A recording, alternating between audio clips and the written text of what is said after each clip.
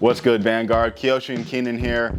We just want to give you guys a big thank you for showing out and showing so much love to our San Jose premiere of our new film, Disrupting Dayton.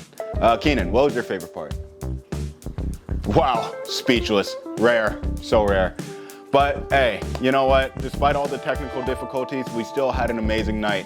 Everyone ate good. We sold some artwork from the original Black Panther artist, Emery Douglas.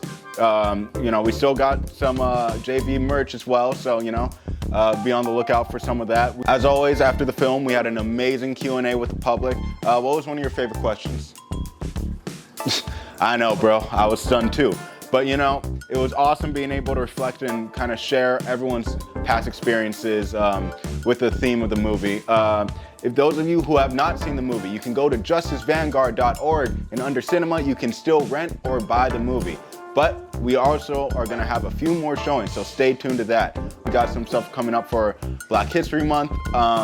So make sure you guys stay on our Instagram, subscribe to our YouTube, subscribe to our newsletter. And you know what? We look forward to seeing you guys very soon. Till next time. Dang, I didn't know you could do that.